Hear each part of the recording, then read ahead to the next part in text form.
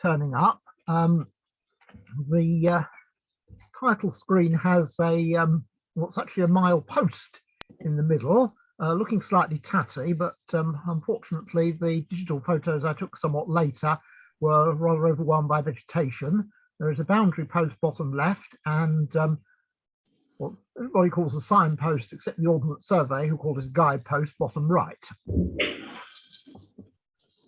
Now, before we go any further, some definitions, as these are quite useful to understand the particular history of mile markers and boundary markers in various counties. On the left, excuse me, is a genuine milestone.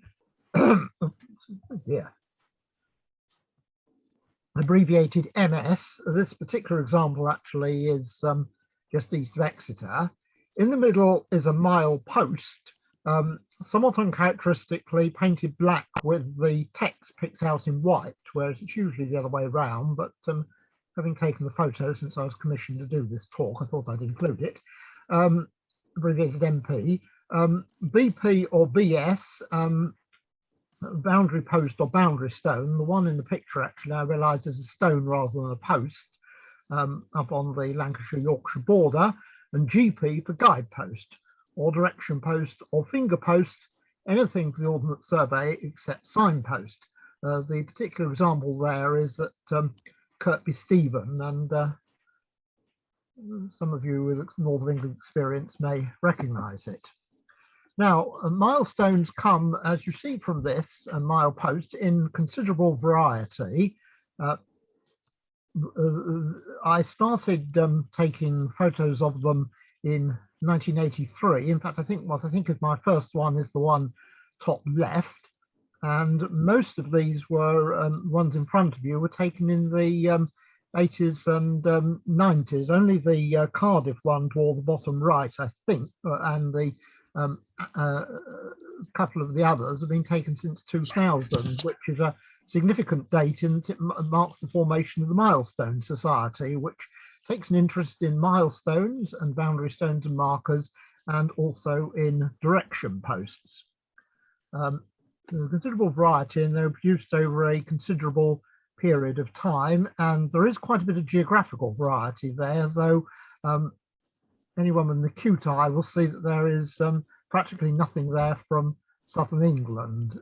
This is partly because I did a lot of these when I was cycling about, and I tended to cycle in eastern and northern England for various reasons rather than the Midlands and the south. Come to be a bit more definite. On the left, the milestone there is a milestone. It's only got a single distance, and the lettering rather suggests it's been recut at some time in the past, which might conceivably have been since World War II, because the critical date in milestone and guidepost history is May-June 1940, when notoriously they were all either removed or defaced.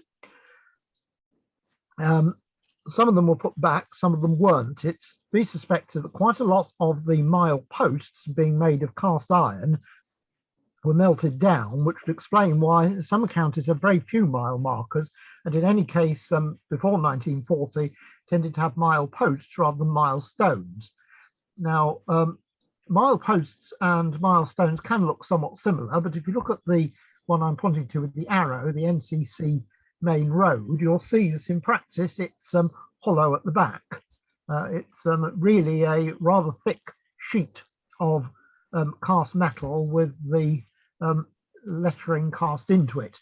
The three mile posts, which are down the right hand side, are on the road northeast of Colchester, as you might recognise the name Ardley, and rather interesting variety, because the earliest was cast in 1834 and the latest some 60 years later. Casting did enable mileposts to have a fairly strong family resemblance, as you can see. and consistency, and it also enabled quite elaborate text to be included. Now, when I started out on this, I'd rather assume that milestones and mileposts were a leftover of the turnpike era and therefore had disappeared, or new ones hadn't been installed since the coming of the railways in the mid-19th century. And indeed, one reason I started photographing these in 1983, 84, 85 was I was encountering ones which were quite obviously railway age. And indeed, they were certainly being installed on so-called main roads up to about the time of the First World War. And there were some subsequent renewals, including the rather distinctive looking so-called Bradley stones in Worcestershire, which were installed as late as the early 1930s. Unfortunately, I haven't got any photos here of a Bradley stones. It was outside my cycling area. Now, as an illustration of a newly installed milepost, I direct your attention to the picture on the left, which was supplied by our late member John Nichols, whom some of you remember, and who was a great milestone figure and was editor of their journal. And he drew my attention to this, which is in the bystander of 1908, and the newly installed milepost here, which, if you look, which is also to be seen on the right, photographs 86 years later in 1994. Distances on that rather differ from those on the signpost. And this was apparently commented on in the magazine, though unfortunately John only sent me the image, not the accompanying text. Now, as proof of the old adage that the map gets out of date as soon as the surveyor leaves the ground, above is the 1-inch third edition revised in 1906, and below is the 1-inch popular edition revised in 1920. And if you look at the north end of the built-up area, you can see the figure 8 for the milestone we're looking at, the milepost we're looking at. The 1-inch popular edition is quite useful in counties like Lincolnshire, which weren't revised further until 1950 or so, by which time the World War II Holocaust of mile markers had taken place. And I'll get onto that later. Now, my interest in this sort of subject was really started, as so many other things did, with the 1-inch new popular edition sheet 105, which was the current mapping when I was born, but no longer the current 1-inch when I was starting to take an interest in these things around 1963, 64.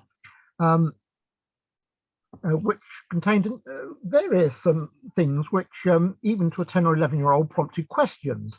For example, there was this road near Withcall, southwest of Louth, which, as mapped on the new popular edition, as you see, has coloured infill, which I rather naively assumed in those days meant it was tarred, whereas on the 1-inch 7th series, it's shown, as you see, without infill, and one wondered how it managed to distar itself. I did eventually manage to visit the road, and you can see it as it was in 1992 at the bottom of the picture. We're looking north along it, and Withcall Church, duly shown here, is, in fact, you can work out it's approaching the site of Withcall Station, is the centre of the background. Now, that was all very well, but there are also the figures on the map of mile distances. I've enlarged something from the legend top right, but if you look at top right and bottom left of the top left extract, and top left and bottom rightish of the bottom left extract, you'll see that mileages are given in full figures.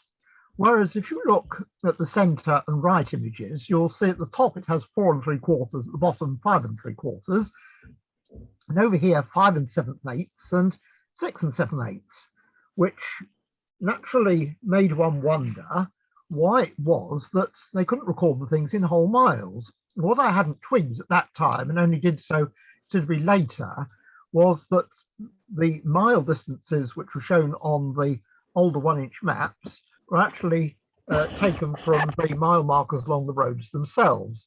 And there is a certain amount of continuity and discontinuity shown on these extracts, which are from the 1-inch news series. The Upper Road actually only had mile markers 1 to 6 on it when it was surveyed in the late 1880s, and as first published, the 1-inch news series omitted those, but they were supplied on the revised edition in 1898, and you can see 3 and 4 appearing here, which also appeared in the previous ones. The 3/8 of mile ones, as you see, also appear, and the 7/8 ones, and the full miles near Louth here also appear. So the continuity is fairly apparent. Now, I referred to mile markers having disappeared during World War II, and the extent of what can happen in some counties. This is Lincolnshire, but something similar also happens to have happened in other counties. For example, Nottinghamshire and Bedfordshire can be seen here. As some of you will know, from 1889 to 1974, Lincolnshire was actually divided into 3 administrative counties: Lindsey, Kesteven and Holland.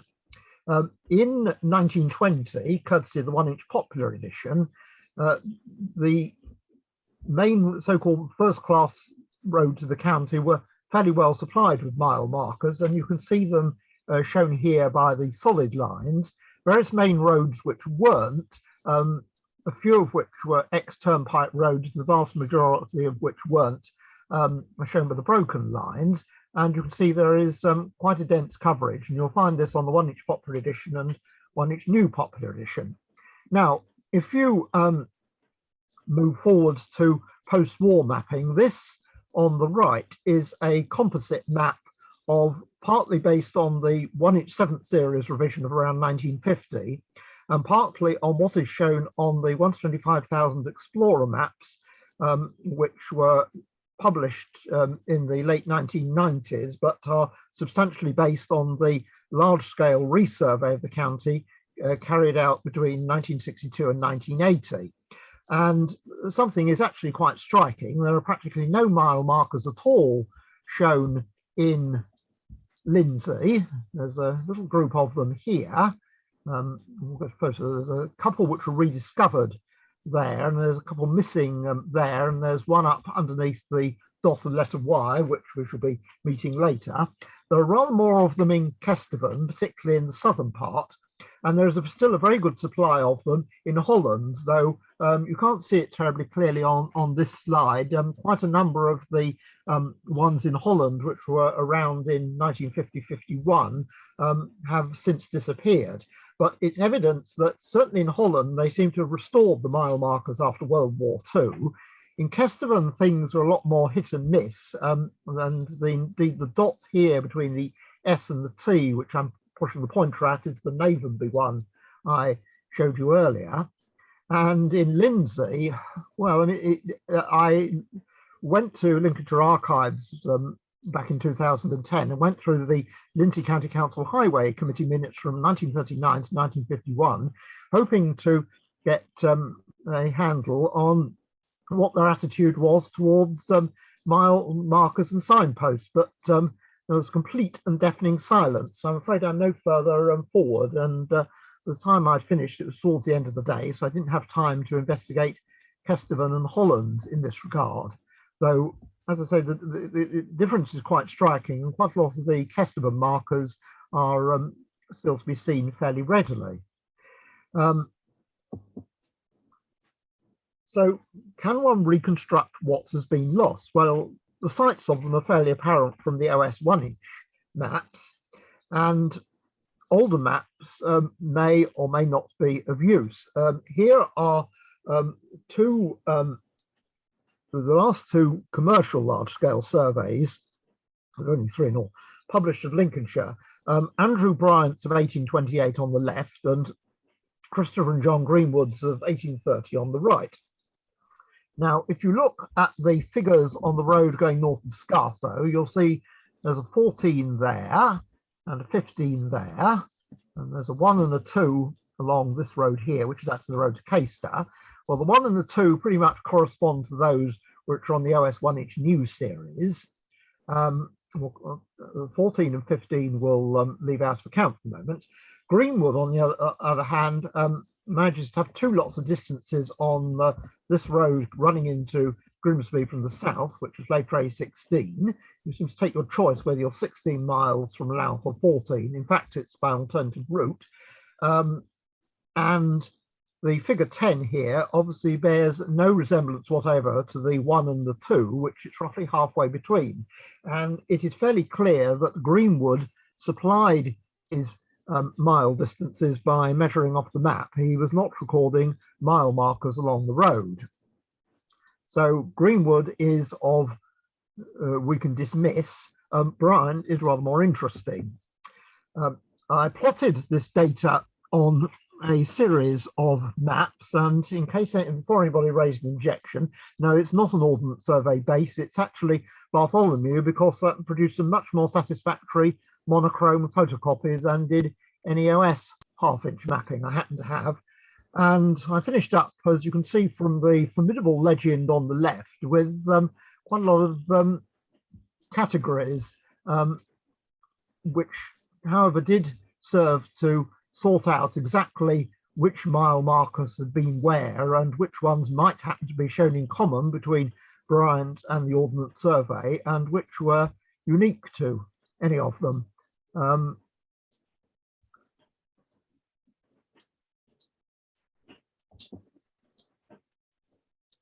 Now, I was interested in reconstructing the possible text on these mile markers, but we here run into a bit of a problem. Up to 1883, the OS recorded all the distances on them, and there's an example from Glamorgan can be seen top left. This is a milestone which evidently had 3 distances on it, and rather similar to the fancy one in Cardiff we saw rather earlier on in the group photo. So I haven't got a photo of the milestone itself, but particularly material. Now, if a milestone only has 2 distances on it, as is the case with this one, which was actually outside the school where I was an inmate for about 8 years, then there is no problem because, as you can see, it says Louth 14, Market Raisin 3/4, Market Raisin 3/4. Something I didn't appreciate for a long time is that this stone appears to have rather sans serif lettering, and I suspect that it and the 4 stones to the east have been recut since World War II, or certainly something has been done to them. They're rather singular.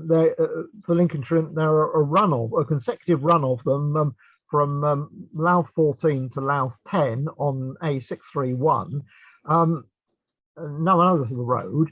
And it's, if you look at the 6-inch mapping, you will see that all the others between Market Raisin and Louth, numbers 1 to 10, 1 to 9, were actually mileposts, and I think got melted down during World War II.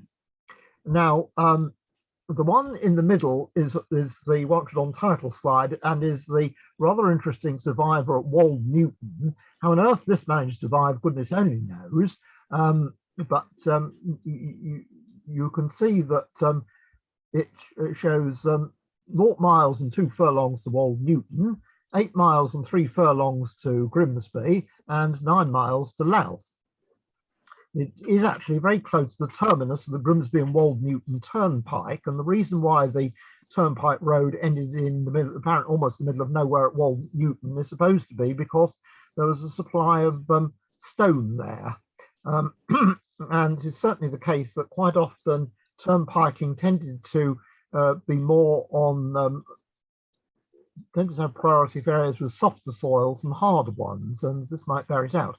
Now, in 1883, the OS, as part of one of its various economy drives, particularly at that time when they were pushing ahead like mad with the 1 to 2 500 survey, decided as little economies, instead of recording all the distances on mile markers, they would only record the 2 nearest towns. So on this one, we have Grimsby looks like 8 and 3/8, Louth 9, So only Wold Newton drops off, and in fact that's quite close. The milestone on the right is quite a well-known one, might almost say notorious, and those of you who visited National Library of Wales and walked up the hill from Aberystwyth town centre will pretty certainly have gone past it. Indeed, I think it was doing precisely that I took this photo of it back in 2005. Now, I'm not sure whether they happened to encounter this one and realised that the whole of even the 1-to-2-500 sheet was going to be flooded out with text from this, or whether it was something else. But from the point of view of the actual amount of text on it, you can compare the 14 distances given on the stone itself with the 2 which actually make it onto the 1-to-2-500. So trying to reconstruct text there could be rather difficult. However, I did wonder about the Grimsby and Louth area ones, particularly as I eventually twigged that the reason for the 3/8 was that the milestone itself recorded distances in furlongs, which of course are 1/8 of a mile. And you can see that in this case on the 1-to-2-500 map, you have it specified that it's a milepost and the exact distance, the two nearest towns. And here on the 1 inch, it just has the distance, which is actually distance from Grimsby, which is which by the 1880s, when the mapping was being drafted, was by far the larger of the 2 towns. Now, it became a question whether these mileposts just simply showed 2 distances, or whether they were actually rather similar to the Wold Newton one and showed 3. And if so, what was the 3rd distance? Well, there are 2 very strong clues to this. One of them is on this version on the right of 1 inch old series sheet 84, which was revised mainly for the railway in about 1850, but the reviser was very thorough and also managed to record a milestone. And you see 149 miles from London, fairly close to the centre of the illustration. And looking on Bryant's, that confirms that he was showing purely mileages from London along what later became A16. So this suggested that the mileposts north and south of Louth were actually showing 3 distances, whole miles from London and furlongs to the nearest town. So we can therefore proceed to try a bit of reconstruction. Once again, we have the Wold Newton milepost on the left and its boulderization on the 6 inch of 1905 bottom left. As you see, Wold Newton itself doesn't amount to being very much of a place. No one from Wold Newton looking in, is there? But we can now try 2 bits of reconstruction. One of them is the milepost north of Louth at Ludborough, which appears on the 1 inch as 9 3/8, and which I've reconstructed here as you see, as Louth 6 miles 3 furlongs, Grimsby 9 miles 3 furlongs, with the parish name Ludborough underneath. The parish name Wold Newton does actually appear at the bottom of this post. Unfortunately, when I photographed it in 1990, it was hidden by grass. Similarly, well, the 7/8 ones has been reconstructed here south of Burwell. The distances from London are certainly authentic. In this case, the nearest towns are Louth, which is 5 miles 7 furlongs, in other words, 5 7/8, and Spilsby, which is 10 miles 3 furlongs, and it has always been a very much smaller place than Louth. And again, we have the parish name underneath of Burwell. I'm now trying to be provocative and waiting for someone in Lincolnshire to disinter a photograph of what one of these things really looks like, in order that I can be completely hopelessly and gloriously wrong because there are more than 3 distances on it. Anyway, for the time being, that is a reconstruction. Now, I referred to multiple distances, and there are various catches here in the way of the milestone reconstructor. The two on the left are on the road through Hathersage going west towards Castleton in north of Derbyshire. If you look in the upper one, you'll see it says Hathersage. Of course, it's Hathersage in the parish. If you look on the lower one, you'll see that there are 4 distances, but the parish name isn't actually specified.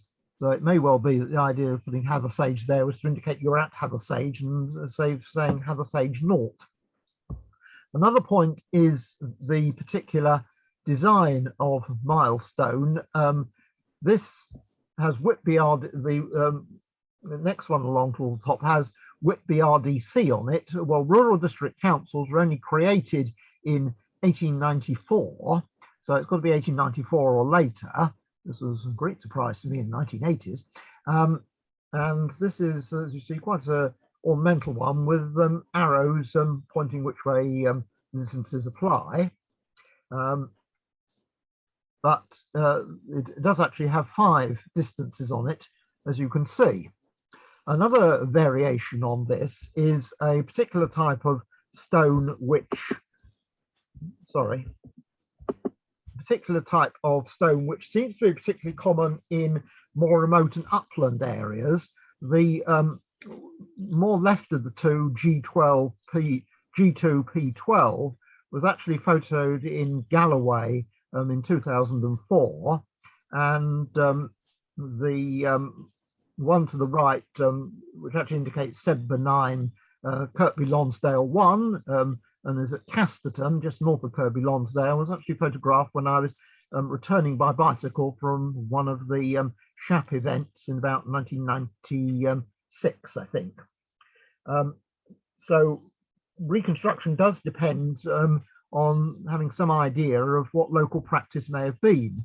The one at the top in the middle isn't actually a road milepost at all. It's on the Gloucester and Berkeley Canal.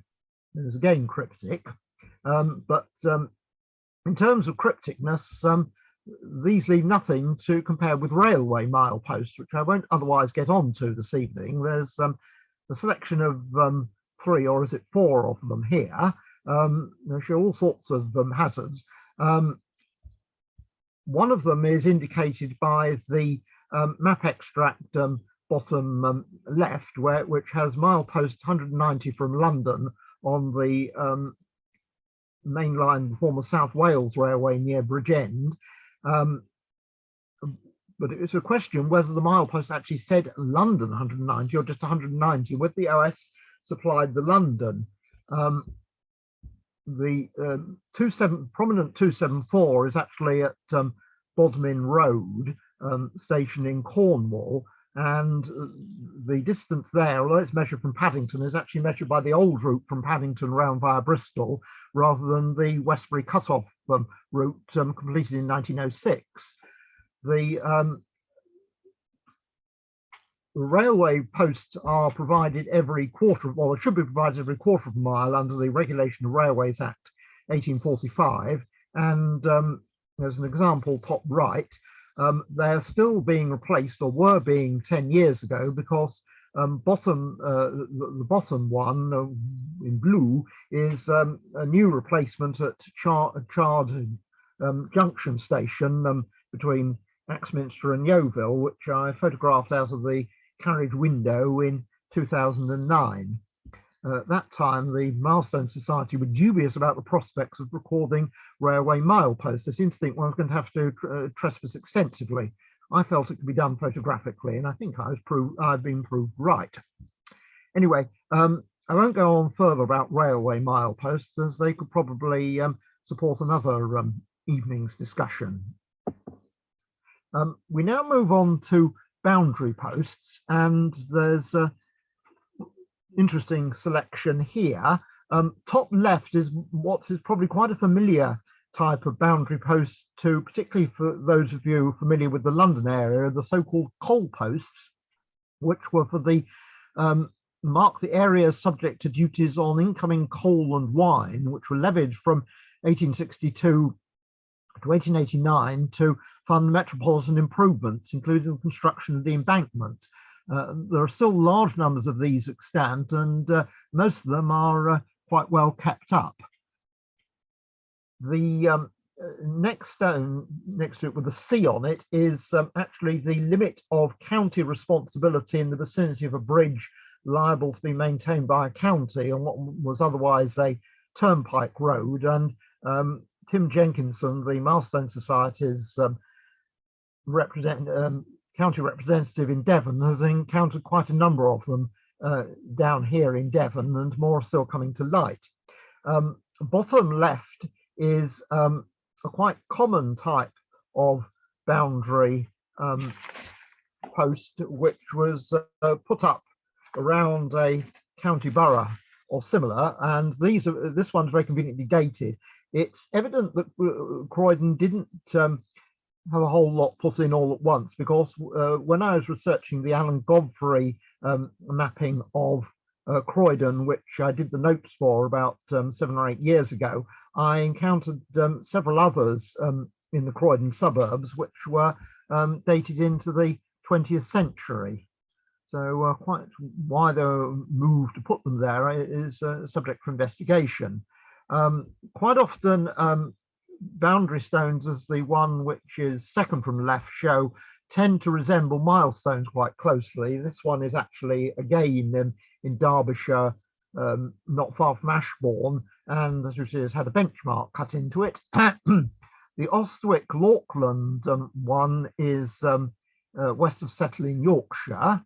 The one with the being propped up by the bicycle is, in fact, strictly speaking, a property boundary stone, not an administrative boundary stone, and I think is at Cowsby in the North Riding of Yorkshire.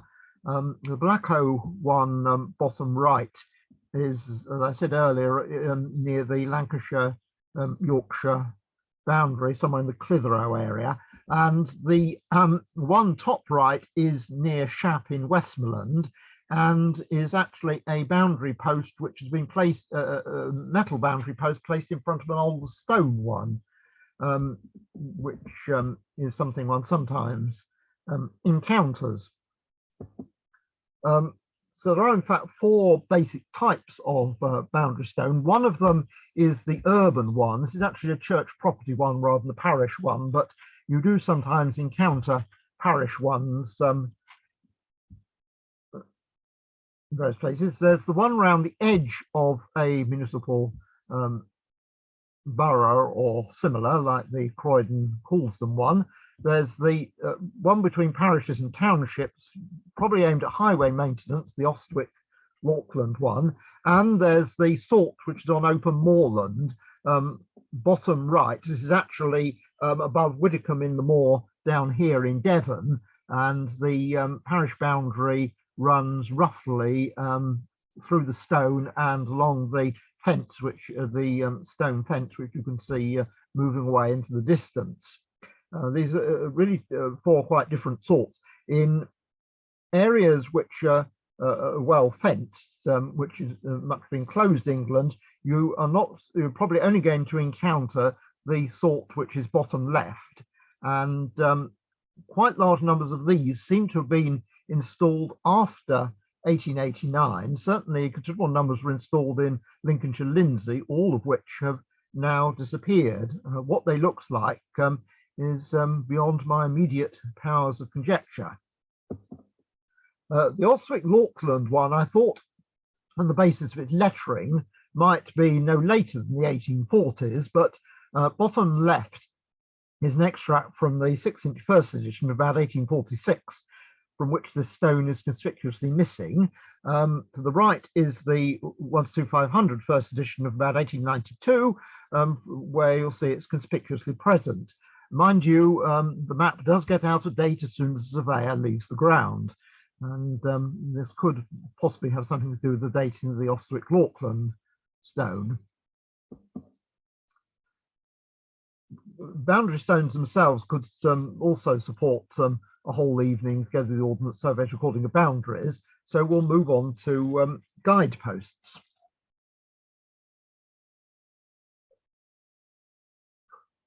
I'll have a brief pause for some water so that I don't get too croaky.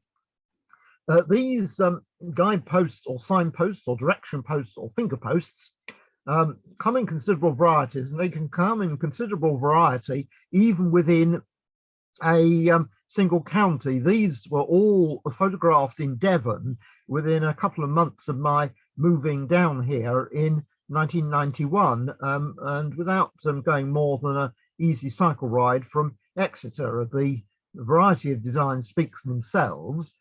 They are of various vintages, and I'm not entirely certain what all these vintages are. The two which are on the left, which have road numbers, must obviously date from after 1923, when the road numbers were allocated. The one which is second from left at the top is actually that also must in its present form date from after 1923, because it's got an A road number on it, and in practice I suspect of being wooden it may well have been subject to some renewal. The one with the pyramidal top, which is second from left in the bottom row, is a modern standard design of which there are considerable numbers in Devon, which also name the crossroads, as you can see, Willsworthy Cross. These aren't always painted up quite as much as one would like, and the one bottom right is at present very much in need of being painted up. We pass it regularly as we go walking around there rather a lot. And to prove that there is variety in other parts of the country, here are some more. Top left is the well-known one at Kirkby Stephen, which actually has distances in miles and furlongs, and it's unique in my experience. There may be one or two others elsewhere, but it's sufficiently distinctive that they sell a postcard of it in the town. The next two at the top are actually photographed in Westmoreland. Whether the crown on the one second from left has anything to do with the Earls of Lowther, I don't know. Perhaps if someone wants to comment afterwards, they can. The one top right is actually in Kestervan in South Lincolnshire and is made of concrete with a roundel on the top. The bottom left is Herefordshire. The one next to it is near Abergavenny in Monmouthshire. Another Herefordshire one to the right of that. The one bottom right is very close to where one of my wife's cousins lives in Ely in Cambridgeshire, towards the south end of the town. And you'll notice it has on the side, as seen in the enlargement, stick no bills.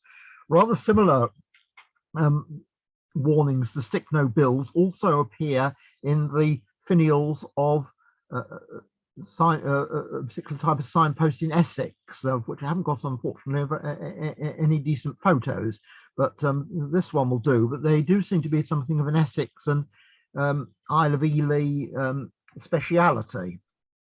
As you see, a considerable variety. It's natural to ask exactly what the date of these is. Well, one of the problems with signposts is that whereas the cast iron ones might be expected to be fairly durable, those which have wooden arms are a good deal less so. And some of the problems can be seen from this set of three dated photos. The one top left was looking in a pretty sorry state when I photographed it, and I can't imagine it would have lasted more than a year or so without having to be renewed. The one bottom left is photographed in the extreme southeast of Lincolnshire in 1989, was one of, by that time, very few survivors of signposts which actually showed C road numbers. And these were also shown, particularly before World War II, on large numbers of direction posts in Norfolk. So presumably post 1923, probably actually post-war, but as you can see, it's a bit of a sorry state with a substantial cast iron stem, very rough top, which looks as though it's lost a finial, and the arms certainly look as though they could do with renewal. even arms which at first sight you might think look reasonably healthy, as in the example top right, which is photographed in the Lincolnshire marshes, may prove to need renewal, as you can see below. An interesting feature of this is that it treats the junction as a crossroads, though one of the roads branching off is purely a bridle road, which is not available for motor vehicles. However, it's rather nice that they have actually renewed it, retaining bridle road to Saltfleet rather than turning it into a T-junction, post as they so easily could have done. This is a particularly interesting survivor and particularly interesting problem. I say a survivor as it survived when I photographed it in April 1984.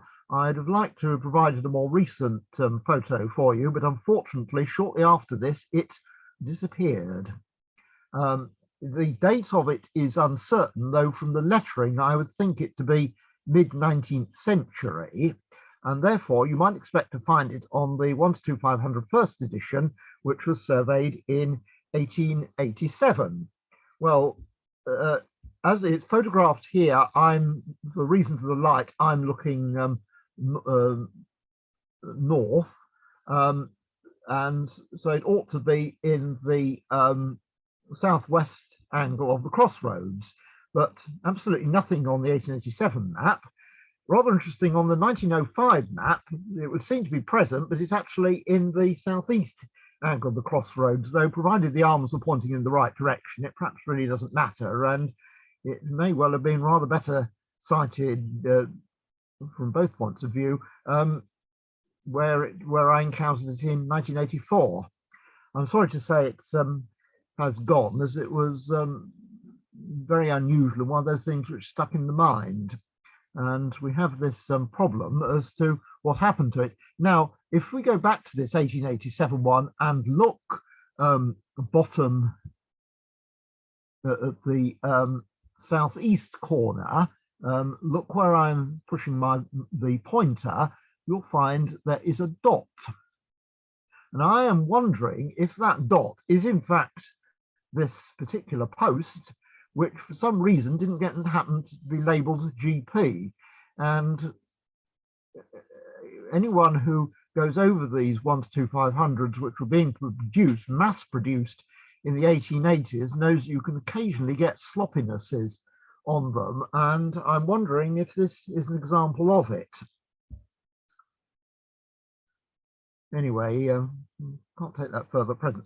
One other point, perhaps a fairly obvious one about guideposts, is that generally you can't reconstruct the text on them very easily because you don't know to where it's pointing. Well, you know where it's pointing, but you don't know how many of the destinations it's pointing towards are actually going to be named on it. Now, the impermanency of guideposts is rather suggested by these 19th century illustrations. The two on the left are early 19th century, and by anybody's standards, the guidepost is definitely wonky. In fact, what it reminds me of is a bird table made with unseasoned timber, where the roofed portion was eventually leaning over at an angle of 45 degrees. The rather odd one, the dark one showing a ghostly drummer, is supposed to be on Salisbury Plain. The two on the right are, I think, supposed to be of the same post, though as you notice in one view it has a ball finial and one arm missing, and in the other it seems to have have two arms but no finial. And indeed, in this case, in Dickens' Martin Chuzzlewit, the signpost does actually have a strong symbolic indication, and when the action largely shifts away from the village west of Salisbury, where the egregious Mr. Pecksniff has his rather questionable architectural practice, the signpost drops out of the story, though notably Dickens calls it a finger post, and he uses the word signpost a couple of times in Martin Chuzzlewit to refer to an inn sign. You'll notice here in the text at the bottom, it's described as direction post, which is always telling the way to a place and never goes there. Now, I began to wonder whether there was something possibly slightly exceptional in direction posts. This is particularly nowadays, as you can see from the example on the left, which was photographed in Suffolk in 1998, they're pretty ubiquitous at road junctions, and you get slightly surprised if you get to a road junction and one isn't provided. Now, the extract in the middle is from 1-inch old series sheet 10, which was surveyed in about 1808 or thereabouts. And as you can see, it's conspicuous for having a gallows, not apparently in use, which right at the centre of this extract. And if you go up towards the top, you'll see there's a direction post, which is actually shown pictorially. And this made me wonder whether direction posts were thought to be exceptional rather than the rule. And this certainly might explain the presence of the Salisbury Plain one in the illustration, which is to one of our Richard Barham's Ingleby legends. So I decided to try plotting some distributions, and taking advantage of some original sheets I happen to have easy access to here, I decided to see what had turned up. Well, the one on the left is from sheets covering southeast Cornwall in the late 1850s, and you'll see they throw up very little indeed, and certainly nothing systematic. And the same applies to the distribution of guideposts in Torbay a few years later. Rather more interesting results when we move to the environs of Plymouth in the late 50s, early 60s. You'll see that there is a scatter of them towards the northwest in Tamerton, Folliot and Egg Buckland. The series in Plymouth and St Mary is 5 of them can be related to the Turnpike Road, later A38, the main route between Exeter and Plymouth, and the 2 in Newton Ferrers parish towards the bottom can be related to the main access route into the village. So it's a bit more systematic. I then investigated in my old family stamping ground of East Surrey, and this is an extract from this is from an area of about 84 square miles with Croydon towards the top, and what in the 1860s was still a fairly rural area.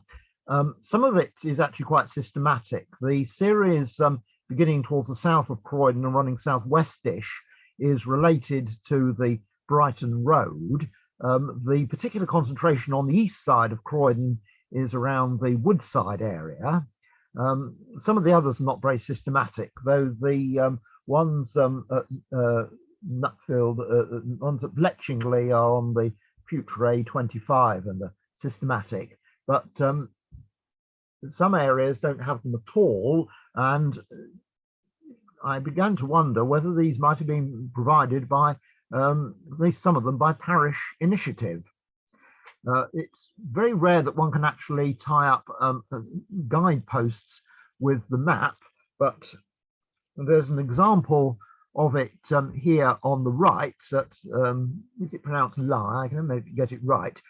Where the Reigate Guide of 1885 obligingly has half-tone photos, including one here of the village green, and here indeed in the centre of the extract bottom right is G post. So we actually managed to get a very rare hit there. However, there is the nagging doubt in one's mind as to whether they were they systematically recording them, or are there systematic errors? Sometimes things just get plain odd. I referred to the problems of trying to reconstruct distances and destinations. I have a note that in the late 1850s, a few very early 1-2-500s uh, did have occasional guideposts with distances, and I think these must have been in South Scotland and the extreme north of England. I can't recollect them. Rather more interesting thing turns up on 1-inch news series sheet 286, which covers the eastern part of Surrey, which had road mileages added to it in the late 1880s. And a particularly odd one which struck me was this one on a by no means main road southeast of Redhill, figure 4, which you can see in the extract on the left.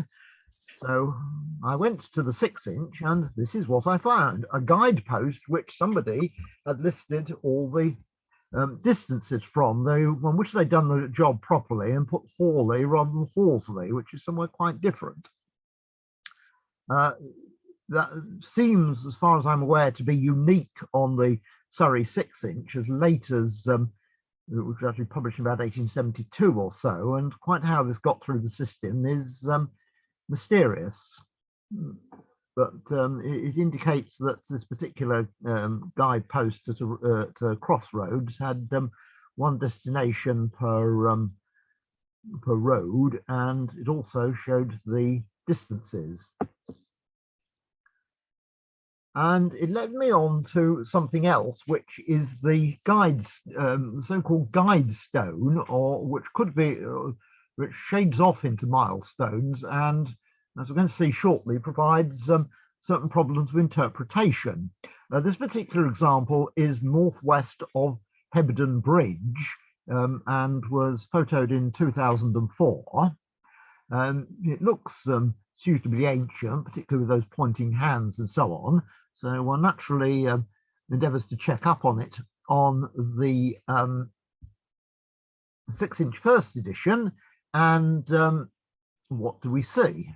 Well, we apparently not, I've got the pointer over where it ought to be. We apparently don't see it, though it's worth noting that there is a benchmark here, 926.9 feet above sea level, and it's pointing to a dot. And you notice there is actually a benchmark on the side of the guide stone, which makes one wonder whether it somehow got accidentally omitted.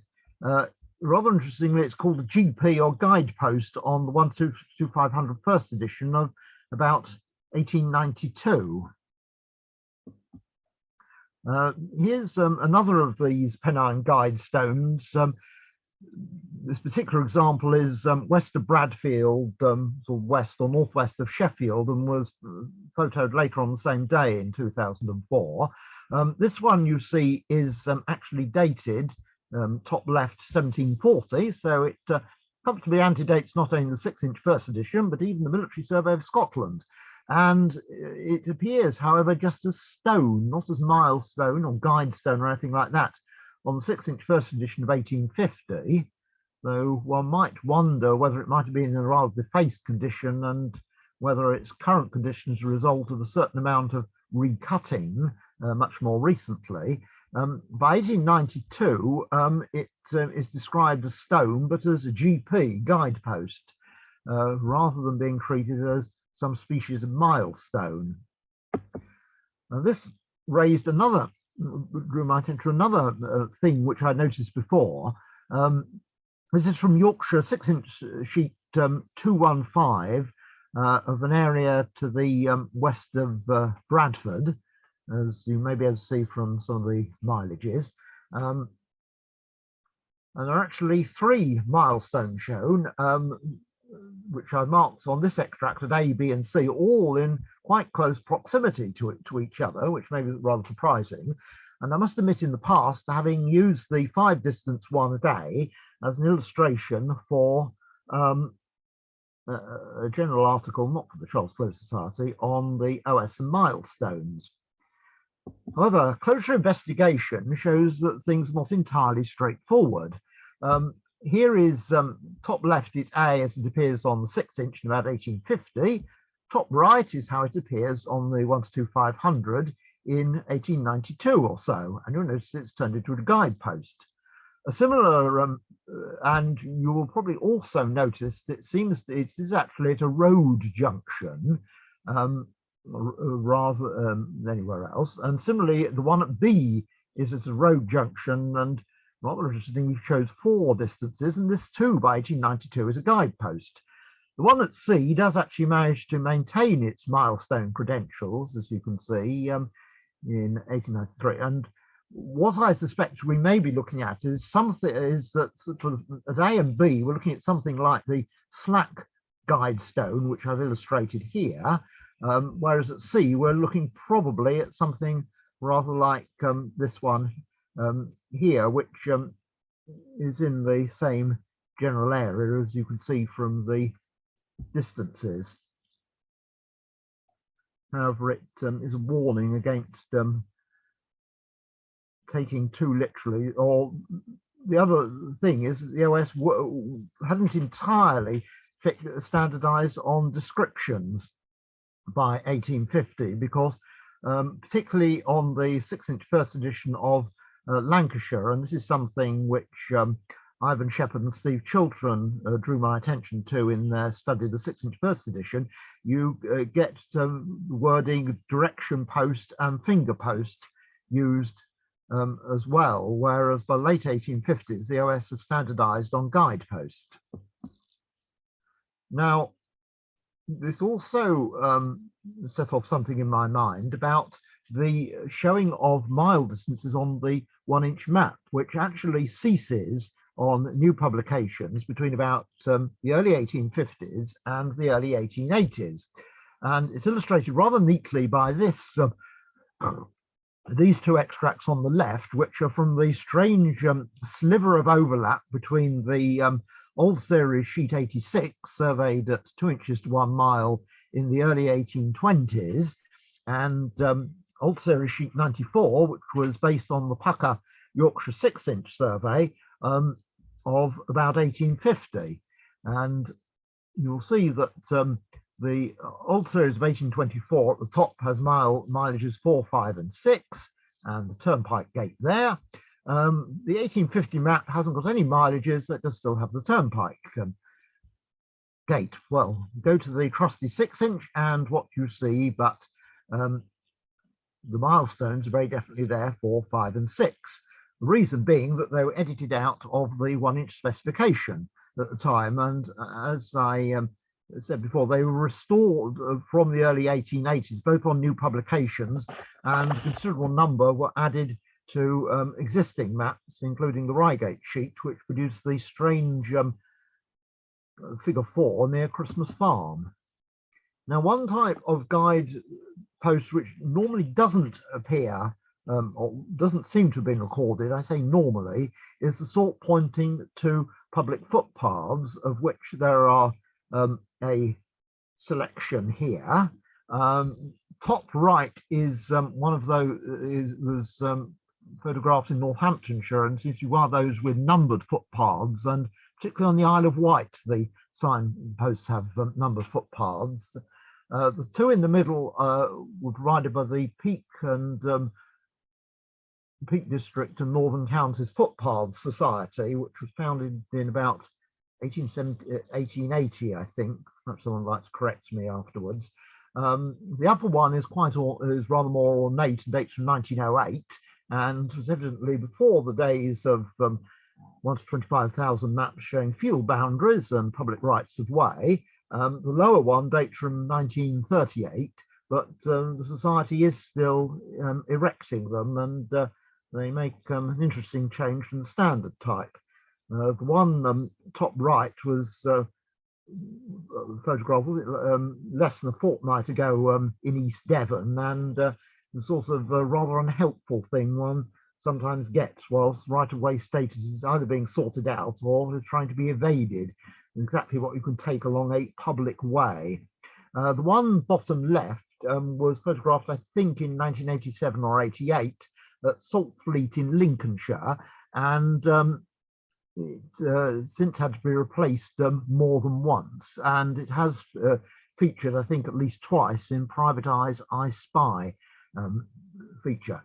Now, I say that normally guideposts don't to bridleways and footpaths don't get shown. There's an interesting exception here on Surrey sheet 14 northeast, I think it is, revised in 1910 on the southeast side of Croydon, which follow the pointer, actually shows 3 guideposts, which certainly don't point down roads. And these 2 here are pointing onto bridle roads, and this one actually pointing on another bridle road going up towards the northeast. Incidentally, you notice there are also a couple of the boundary posts we were looking at earlier are shown along there, and one or 2 of them may still be up there in the woods somewhere. But this does seem to be rather an exception, and normally the rules that they should not be shown. It's one of those odd exceptions, like the guidepost with the mile distances at Christmas Farm, which one can't immediately explain. Now,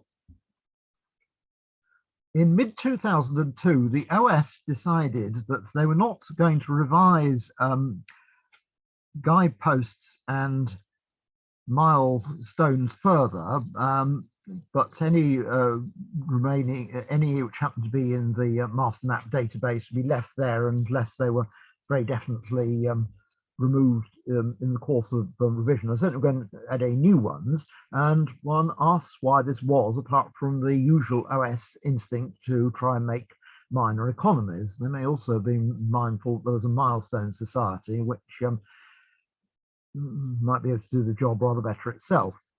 Various signs, official and unofficial, appeared on roads in the late 19th century, and there are 3 of them here.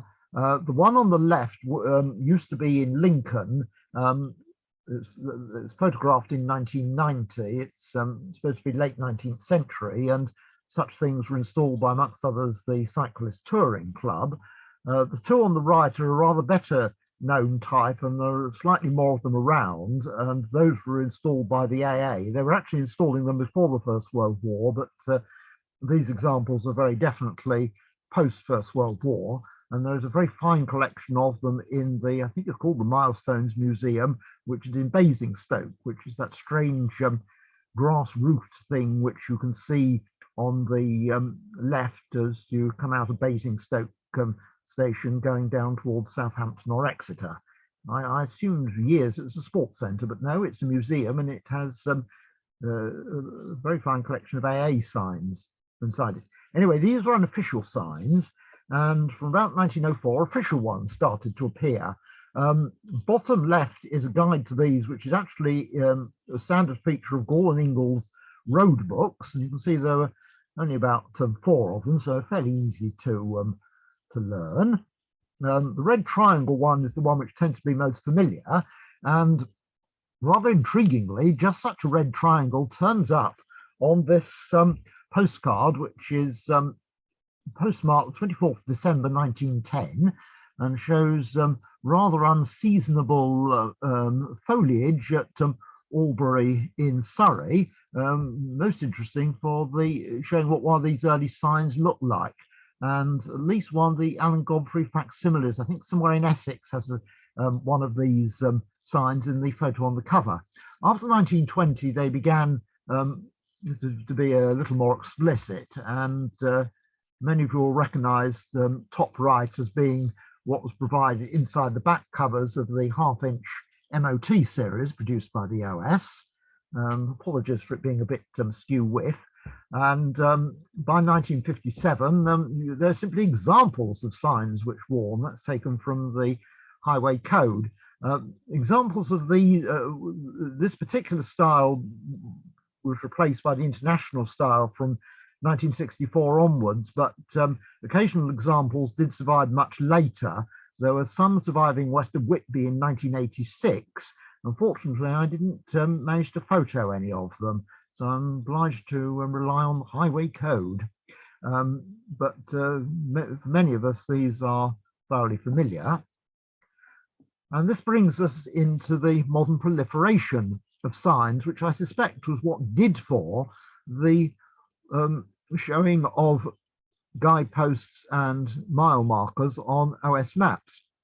There are, in fact, 2 types of distance marker on the motorways. One of them is the tiny sort which is shown every 200 meters or so, and if you look bottom right of the left picture, partly hidden by the legs of this temporary sign. You can see an example of it.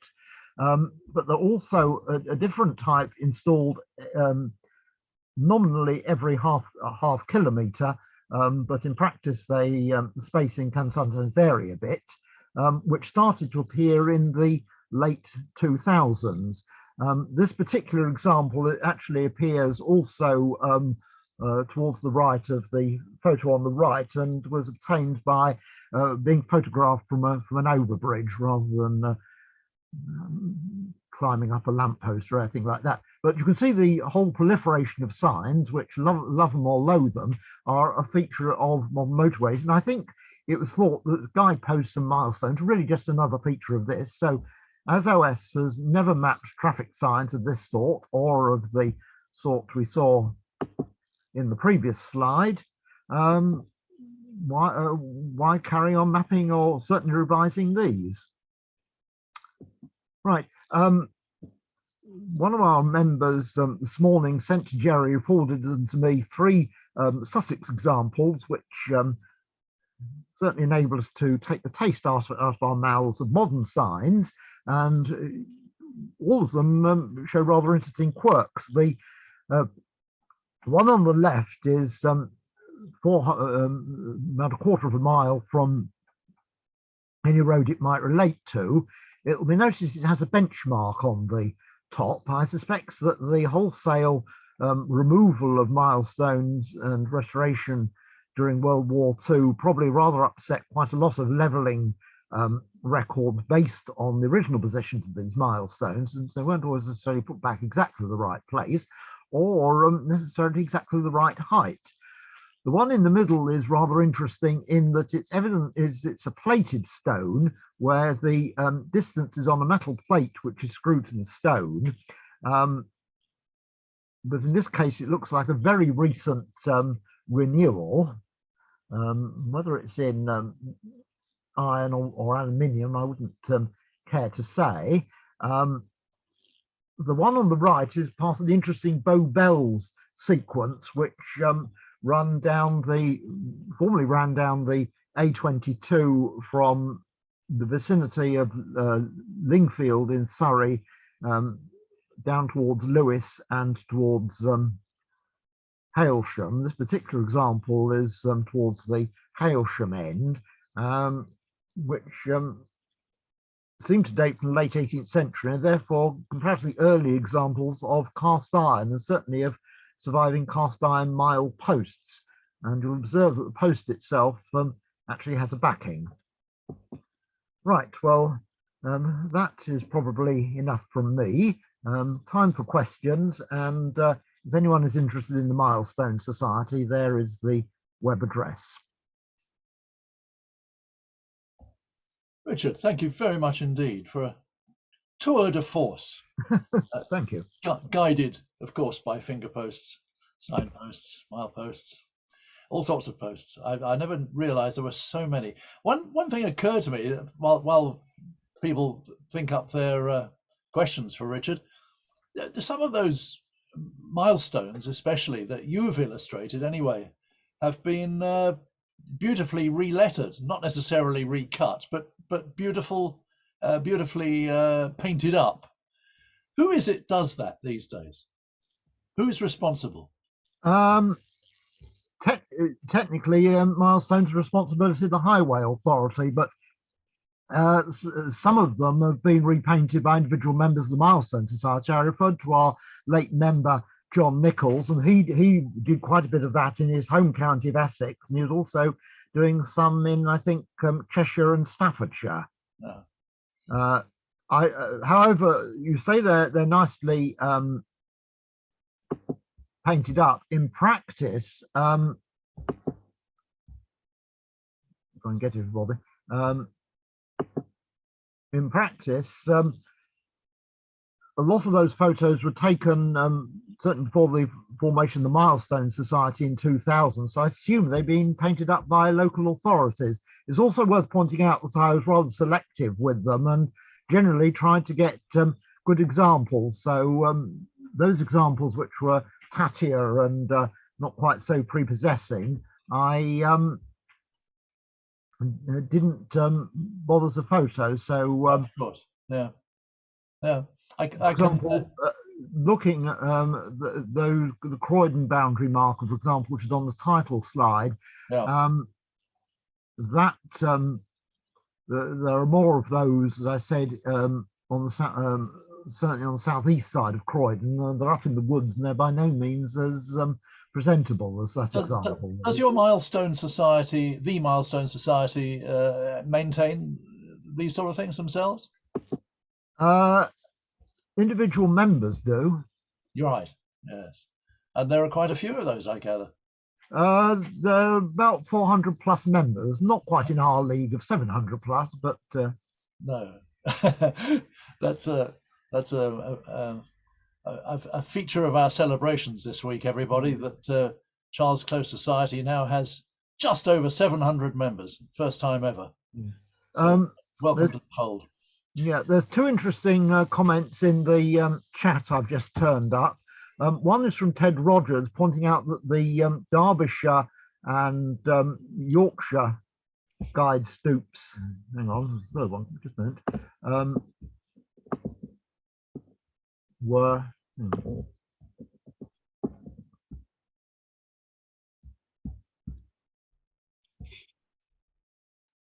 perhaps I should read these chat messages. Is everyone? No, it's all right. I've got it now. We're installed by order of a 1690s Act to save people lost on the moors.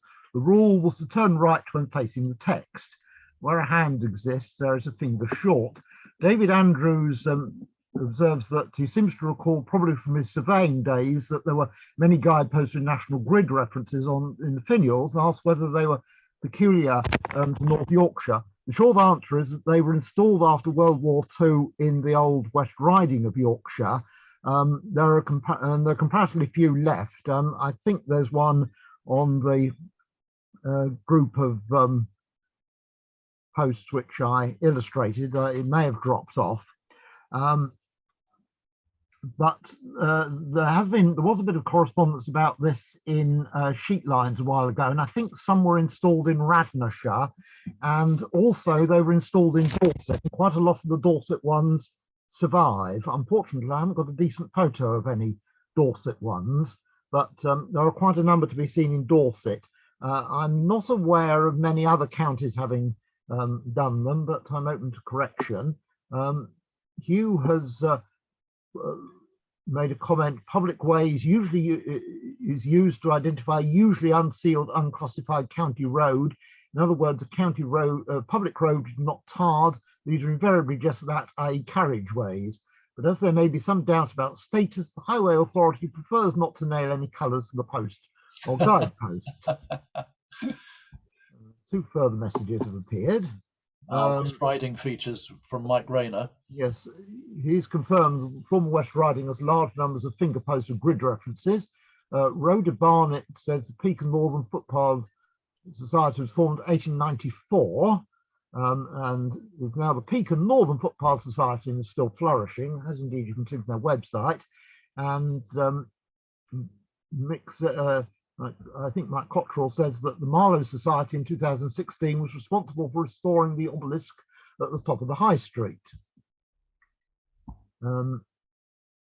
Right. Well, thank you everyone for those. Is there anyone who would like to add a question or a comment on Richard's talk? If there is, raise your hand. Or what about Ken? Ken, I can see you waving there. Like yes. To unmute and spout. Well, I was very impressed, of course, by all the Lincolnshire examples, Richard. Mm-hmm. We had a talk by the guy that now works on a short-term contract for Heritage Lincolnshire on a project being funded by Historic England on local listing.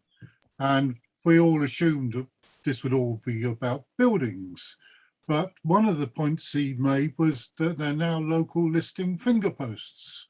And all these local listed finger posts will also end up on the HER. So a serious look is being done to the surviving Lincolnshire ones. Yeah, I haven't got an awfully good selection of photos of either northeast Lincolnshire Lindsey ones or across the river in the Holderness part of Yorkshire, which had quite a variety of them, certainly still to be seen in the 1990s, unfortunately. I think that it's the old story that so many distinctive local examples, the sort which I illustrated, have been lost recently. It's realised that what remains really needs to be conserved. The unfortunate thing really is the type which are made of wood, and wood does tend to rot and be impermanent, and some counties, such as particularly Lincolnshire, Lindsey, tended to go in for wood rather than iron. And we now have a chat contribution that Pecan, details of Pecan Northern signposts can be found on their website. Did we, forgive me, did we cover those chat messages about grid references? Oh yes, some of the there are a lot of signposts along the southwest coast path which have grid references on them. I think it's one of those things I meant to draw attention to in sheet lines when I first encountered the phenomenon about 8 years ago, and never got round to doing it. I assume these are partly to enable people to orient themselves, and partly also they're probably useful for in cases of mishaps when people want to call out the emergency services, as they only seem to have appeared in the past 10 years or so, since the rise of the mobile phone, whereas the ones in West Riding of Yorkshire and Dorset were early post-war, and presumably assumed people had OS maps in their car and wanted to find out where they were. Perhaps it springs from the uselessness of being asked what your postcode is in the middle of a mountain. Well, I mean, the postcode business is absolutely ridiculous. I get quite angry about it. People ought to have taken warning from a book which appeared, I think, in about 1991, was it? There were 3 editors to it. One of them was a certain David Rind, who at about the same time was wanted Director General of the Ordnance Survey. It was described as postcodes, a new geography. Well, it became a new geography, all right, because the Ordnance Survey building at Maybush moved from District SO9 to SO16. It's about the time the book was published. I go on at people about using grid references. These are sustainable, they're green. Oh no, I mean, there's some stupid system of about 9 letters or 3 letters which somebody came up recently, which I've never even heard of. Has anyone ever heard of this? It sounds like, what, 3 words? Something like that. Yes, How on earth one is supposed to be able to find one's way to something with that? I don't know. I have to tell I can you, think of 3 words, and they're not suitable for drawing room use either. It's much amusement to your chairman that the address of my back door is Bumpy Garage Hobby. Oh, which sums up the state of my map room cum garage. Richard, thank you very much. Any more questions or comments from anyone, please? Jean Howard, please. Yes, thank you. I just wanted to enlarge on what a friend of mine, Ken Hollenby, said a few moments ago about Lincolnshire's traditional finger posts. There is, I think, a very good photographic record on the historic environment record for our county signposts, because I started getting alarmed about the disappearance of the traditional ones back in 1989. And I think largely down to myself and a friend called Les Osborne, most of the surviving examples in the county of Lincolnshire were actually photographed. And I believe that's the information which is on our historic environment record. Yeah, it'll be interesting to know how many of those which were being photographed are still around. I mean, the example which I showed taken in 1994, southeast of Lincoln, pretty wonky state then. That's the point of the local listing project, which has just started, to recognise the ones that have survived. Yes. There's a lot going on in Lincolnshire for this subject, isn't there? Of course there is. Jeremy Harrison has his hand up. Yeah, and he's waiting patiently. Yeah, I stuck my hand up. I was going to comment on the railway milepost you showed. I think it was at Bodmin or Bodmin Road. Yes. Not only is it via Bristol, it's via Plymouth Mill Bay. Thank you for the warning. So it is not, but at the end of the line at Penzance is, I think, Britain's highest railway milepost, which is about just over 300.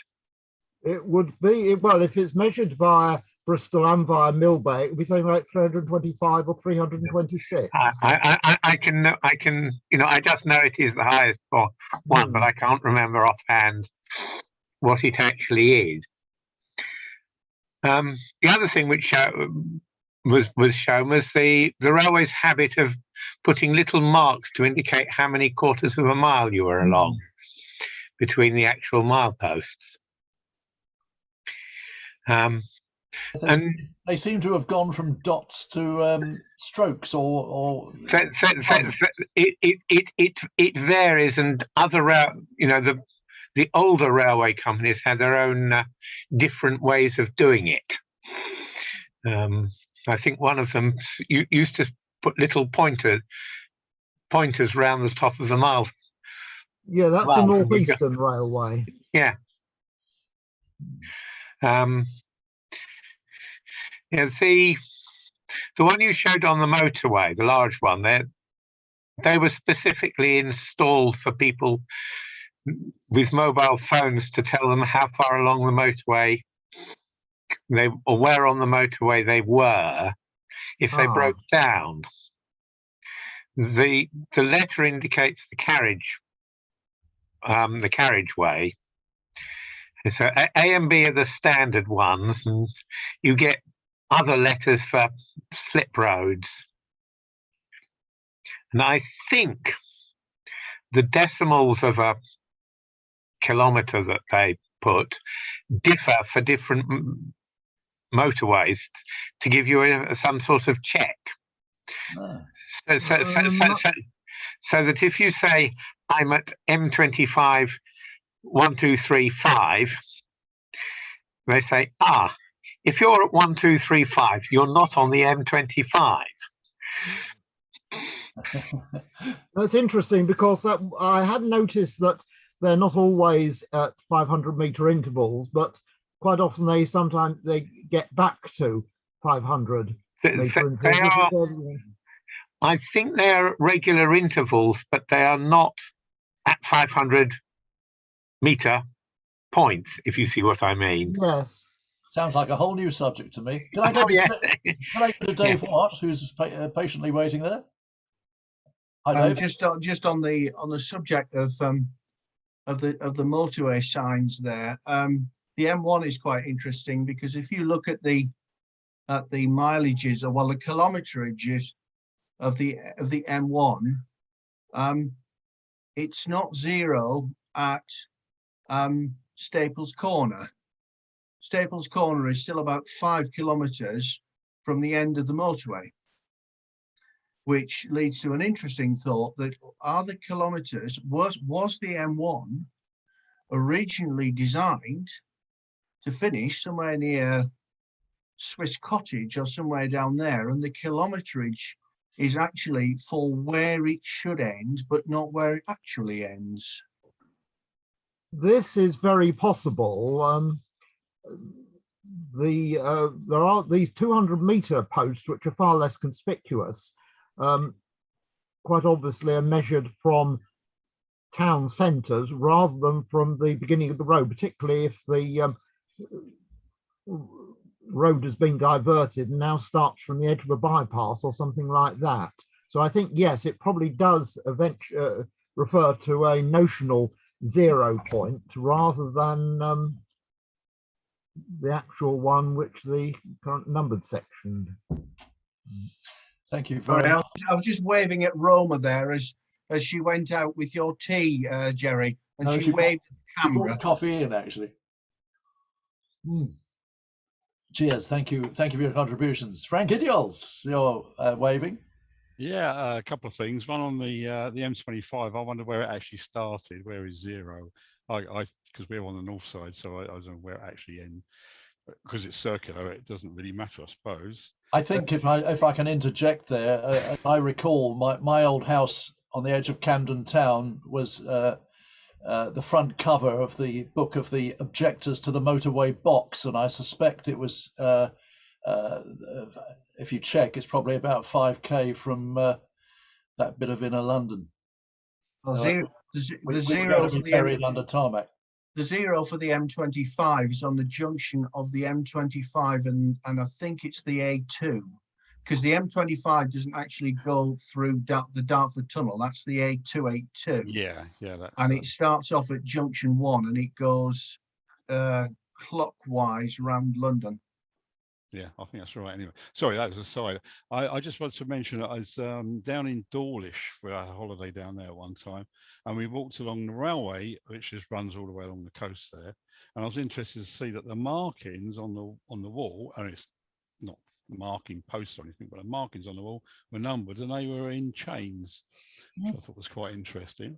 The railways, Miles and chains. yeah, no, the railways do, as far as I'm aware, still work in chains. The person who might have been useful to comment on this was David Milbank Chalice, who had an interest in railway recording, but alas, he is no longer with us. But certainly until quite recently, all railway recording was done in chains, and the distances in railway working timetables were given in miles and chains. I raised this with some railway savvy members of my enlarging family, and they confirmed that they are in chains. If you look at the high speed one, though, it's in kilometres.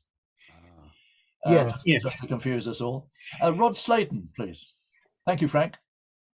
Yeah, I was just going to comment that the lockdown opportunities of having to go for relatively local walks have revived my interest in trying to hunt down various mileposts and boundary posts along the River Trent and the Nottingham Canal. I knew of a milepost 7. I had then found a milepost 8.5. I've just recently turned up an extract of a map which just happened to be used as a part of a composite map that shows that they're every quarter of a mile, but I've only got one teeny little section. So I'm guessing they started at Shardlow, but I can't be certain. I've also been looking at the boundary posts around the Chilwell Ordnance Depot. I started off by finding War Department boundary posts are often conveniently numbered. You do have to watch out for A's and B's. But I started off by finding number 44. I found the one before it and the one after it. I can't tell you what either of them are because one of them faces into the operational depot and the other one, the number is buried. And I've also found number 1 and number 2. Those are all I found, so I know there's a heck of a lot more that I can be looking out for in future on my walks. And I'm doing this similar exercise in other places as well. Thank you.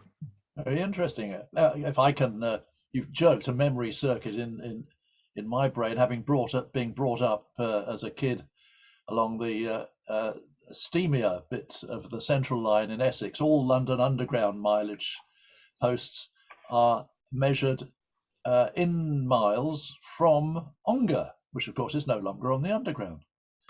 That's a useless piece of information. Jeremy, have you got your hand up again? Yes, I have. I was going to say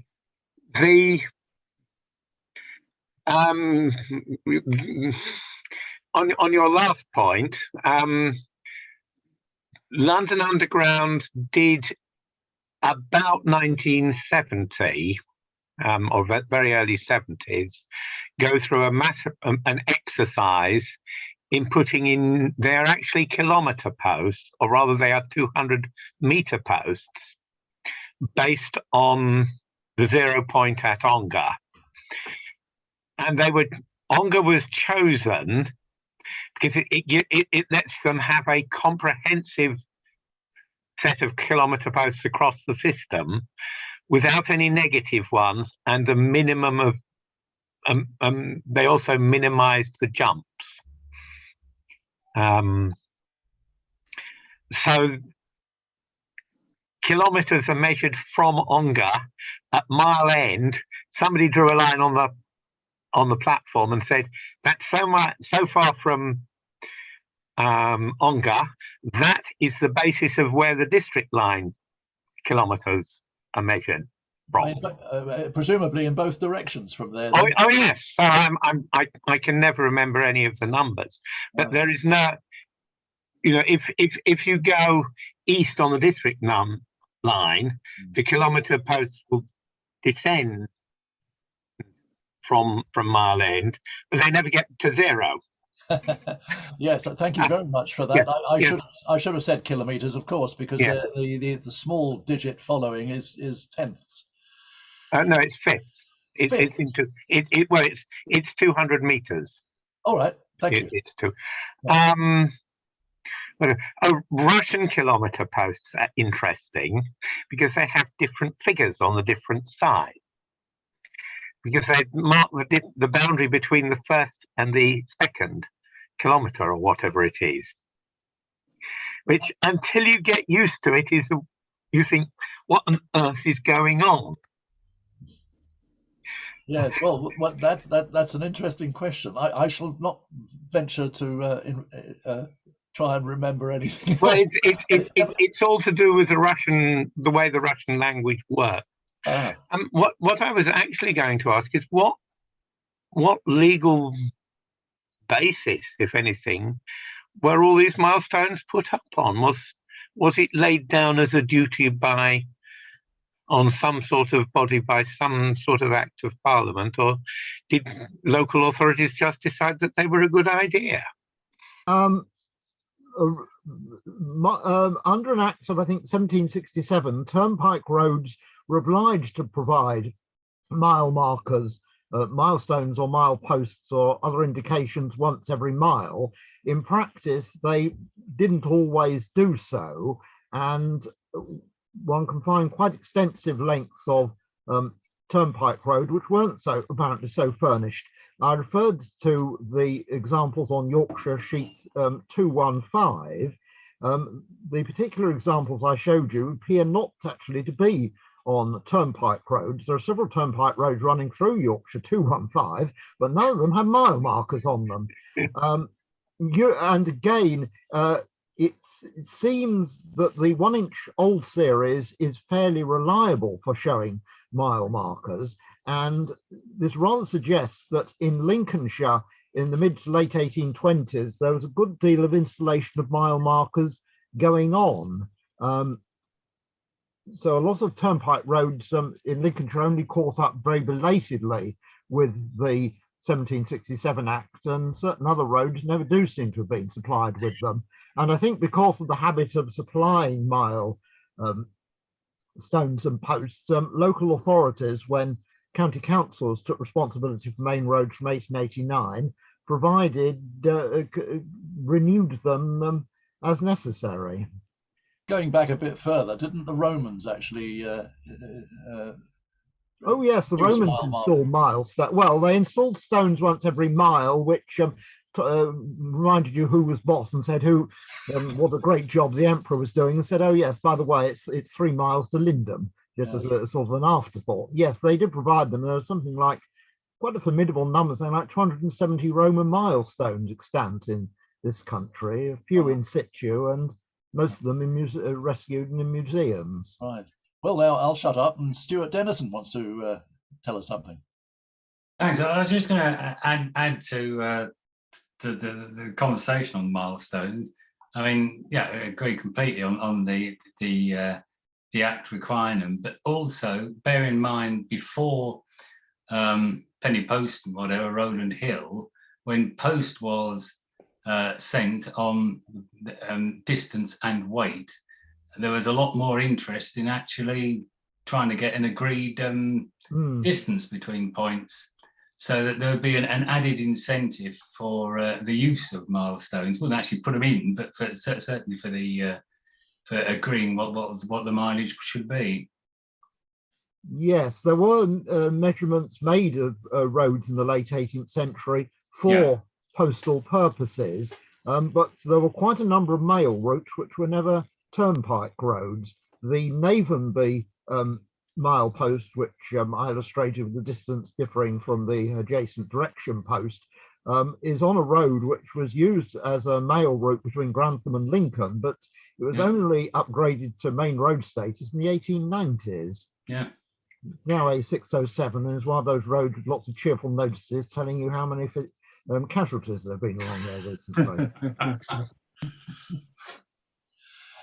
Thank you, Stuart. Enjoy excuse me. Enjoy your retirement impending from publications manager ship of Charles Close, and we welcome Martin Bott, everybody, in the next few days, who's the book seller in Felixstowe. I can't remember the name of his business, Stuart. You're not here now, Martin, are you? No. It's Treasure Chest Books, but it's Martin Bott Bookseller. The shop's called Treasure Chest Books in Felixstowe. It's the big one in Felixstowe, and he's taking on the role, and our thanks to him, and thanks to you, Stuart, for doing everything in recent years. Thank you, Jerry. Anyone else? Any final questions or points for? Yes, Rod Sladen. Just a little anecdote about moving milestones. Apparently, when Napoleonic prisoners of war were held in Chesterfield, they were allowed out on Sundays to go to church as long as they did not pass beyond the first milepost from Chesterfield. But the church in Wingleworth was further away, so they complied with the letter of the rule. They took the milepost with them. Nice story. Do we believe it? He's gone silent, so he probably does. Frank, another one? Just a last point. I gave a talk to the Milestone Society in Bristol a few years ago, and I actually showed pictures of some of our local milestones. And when I told my wife this, she rolled up. She said they told me who they were by, Stevens or whoever they were by. They gave me a date. They gave me the complete lowdown of that particular range of milestones, and I thought that was amazing. And she thought that there was a society even sadder than the Charles Close Society. Looking at maps. But anyway, you can't say that here. No, I didn't say that. Frank, if anyone's not yet aware, is an expert on benchmarks in and around Newlyn, and has a second publication coming up soon, we hope. Hopefully, yes. On that, but I can recommend the first one. Thank you, Frank. I would point out the Milestone Society does have a quite comprehensive database of milestones they've been able to identify in this country. I did a small amount of the recording around Exeter in about 2002 or 2005, and Exeter has vastly more mile and boundary stones than I encountered in my relative youth in Lincolnshire. But the work does need revising every so often, and one's still making new discoveries of stones which have got lost in embankments and so on. I sort of complained about that because they didn't show benchmarks on the stones, and I thought, well, have another little column for that because it's a big spreadsheet.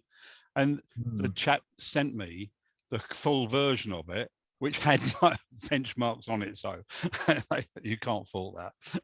That was good. Everyone was happy. Well, folks, it's well past 9, and Richard, I think the time has come to say thank you very much once again for a splendid talk. Yes, unmute and clap too. Yes, very good. Thank you, Richard. Very excellent. Raise your electronic thumb. Yes, that's a good way of doing it. Thank you once again, Richard, for a splendid talk, and a lot of work went into that, and we appreciate it. Well, thank you all for turning up. Thank you. Now, it's too early. No, it's not. A happy Christmas, everybody. And but do remember, if you would like to host one of these meetings, do just drop me an email at chairman@charlesclose, and we'd be happy to help you set up. We try and keep it as simple as possible. You do the mapping, we do the technicals, And but we now need more speakers, because I'd like to carry on with these. We would all like to carry on with these online talks, even when, God willing, we have more live meetings in the new year throughout 2022. I think we probably might risk that again soon. We certainly kicked off walks again with John King's splendid walk around the Waterloo area of South London, and that was extraordinarily interesting, especially if you've got a railway bent, because we discovered a lot of bits of railway history as we wandered round, and the beer was good too. So I wish you all very well. Thank you again, Richard, and a very good night to you. Thank you. Thank you, Mr. Chairman. Thank you, Richard. Thank you very much. Yeah, bye.